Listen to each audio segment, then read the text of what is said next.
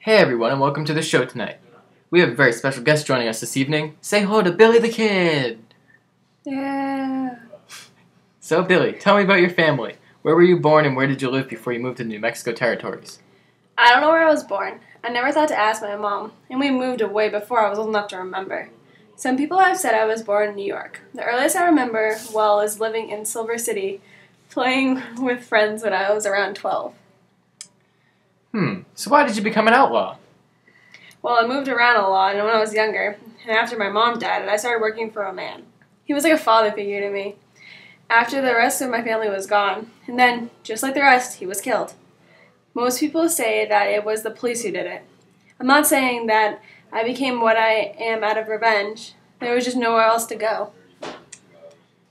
There are lots of stories about your life. What really happened, Billy? Like I'm going to tell you the real one.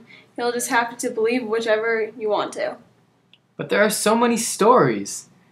How are we supposed to know the real ones if you won't tell us? Like, some say that you joined the gang with Jesse Evans as your leader. And, why did you kill so many people? You won't know the real one. And that I did. I was on my own. It's suicide to go on your own. I met up with Jesse. I'm an outlaw and I can't find work. I had nowhere else to go. Were you ever in a gang or did you just stay working alone? Of course I joined a gang. Working alone in this country would have been suicide, like I said. But, what choice did I have? We always have a choice, Billy. Oh, no. Now here you go sounding like a goddamn saint. Just ask the next question. Okay. Just trying to give you some advice. How did you get your nickname? The papers. They heard about some of the things I've done and gave me that name. Then, pow, the next thing I know, I'm famous outlaw of the West. Man, I even got high schooler kids studying me. What have you got? High schooler kids. So, Billy, please tell us the truth. What do you mean? Well, how many murders have you committed? The real number? Meh. I don't even know. I don't keep track of those things. Try to just let them be the past. Just pass on by. I heard you killed 21 people, one for each year you lived. Is that true? I don't even know. I don't even know if I'm 21. I don't keep track of my birthday. And the killing is just something I try to forget. It makes me sleep easier. Oh. Awkward. I don't say that, do I? Whoa, what just happened? We're in the West now. Wait, what? Ha ha ha. Okay, here's the next question. It comes from a little girl in Silver City. Hey, your hometown. Oh man, I don't want to remember that place. Do you even want to hear the question? Nope, let's skip it. Haha, well, you're going to anyway. Because I promised the person I'd ask it. Okay, here it is. I'm moving to the South soon, too. Do you think I'll end up like you? Oh, and yeah, there are teardrops all over the page. Oh golly. No, you won't end up like me. Unless you want to. Did I really have to answer that? No. But that brings up an interesting point. Did you want to turn out like this, Billy? I don't really know. I lived my life mostly the way I wanted to. I was living free, which is what the West was all about. I didn't want to hurt so many people, but it just ended up that way. And if I were you, then I wouldn't listen to everything the papers say.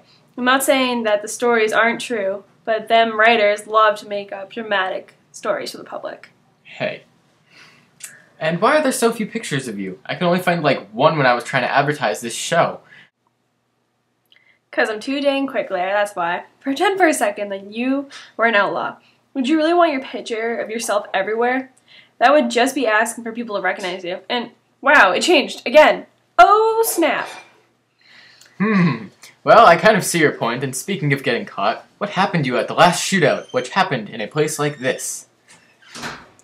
That's a good question. People say you should remember how you die once you're dead, right?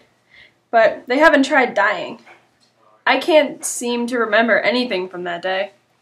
Are you just trying to evade this question? No, I can tell you what most people think happened. Apparently, I was in a ranch hiding out after my escape. I got hungry, and my host and hostess told me to go next door because the neighbor, P. Maxwell, just butchered a yearling, and there would be plenty for me. Just as I went over to the house, a lawman named Pat Garrett was asking for me. I knew someone was there because of a group of people at the door. So I went into the bedroom to ask Pete who was there.